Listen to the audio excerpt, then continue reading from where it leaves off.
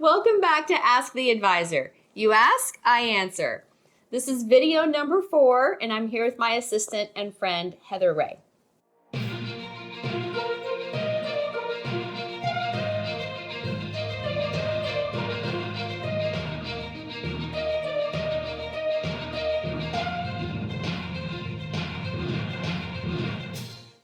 I'm so glad you're doing this with me. I'm so glad too. I know you're making it fun. Yeah. Very good. All right, I'm ready for the next 4 questions. All right, number 1. Yes. How will you pick investments for me? I pick investments for you by making it the last thing I do. My first order of business and the first appointment is to get to know you, your financial situation, investments you already own. I need to know your goals, even if I'm here to help you discover them. I have to know your tax situation and a lot of times even your family dynamics. So after that meeting, I take some time to digest the information, process everything I've heard, research your current investments, look at what the market has to offer, what investment options we have in the current market. Then in the second meeting, I come back and make the recommendations to you. So I consider everything, but the main thing I consider is your needs and goals. So hopefully on that second meeting, I just bat 1,000 and everything I recommend you love, and we go forward and off into the sunset.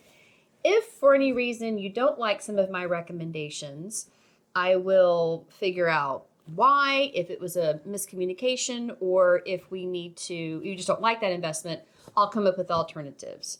So it is a process that we learn together, and that is how I pick investments for you, 2-step process. I would say definitely you are not one size fits all. No, no, everybody's special. Yeah. That's right. So number 2. Okay. How do you react when clients don't take your advice? It doesn't happen that often, but it does happen. And I don't get offended. It's not everyone agrees with what I come back with, and that's okay. We work through it. I think usually my first thought is I did not get my message across. There was a miscommunication, a misunderstanding. There's something surely they didn't understand about why I made this recommendation. And sometimes I'll go over it again. The light bulb comes on and, oh yeah, I get it now, and we go forward. Sometimes it wasn't a miscommunication at all. They just don't like what I recommended. So I'll come up with an alternative and say, well, this was my first choice, but I do have choice 2 and 3. So it isn't one size fits all. If you don't like my recommendation initially, it's my job to find something that you do like. So hopefully we can work through that together. All right, number 3. Yes. Who are your typical clients? My typical client is the millionaire next door. You know, you and I are from Texas, and there's an old saying, especially between Dallas and Fort Worth, that someone over there has all hat, no cattle. You know that saying. Yeah. Someone who appears very wealthy, maybe they're income rich, or maybe they, have a lot of debt, but by all appearances, a lot of hat and no cattle. My clients are just the opposite. My clients are your neighbors. And I will guarantee that if I'm at lunch with one of my clients, more times than not, you cannot guess if my client has $500,000 or $10 million. Their houses with more wealth might be in a little nicer neighborhood. Cars are probably typical the same. Jewelry is the same.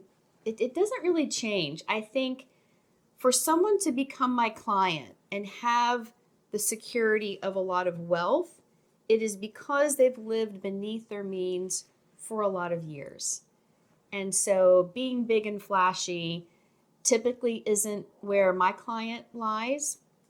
They're hardworking people that have been self-made, at a job for a long time, and really, I have some great clients. I love them and I respect them.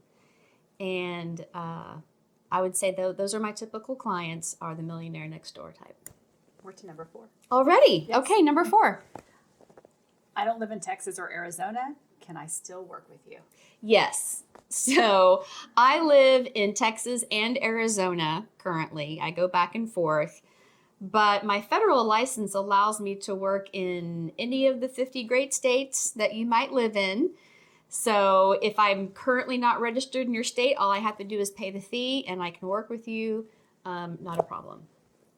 We're already through 4. Yes. All right. Well, that was a short one. Yeah. Okay, keep going. Last video, last 4 questions. See you there. Welcome to the Rhino Investor Educational Series. Like and subscribe to charge along with us.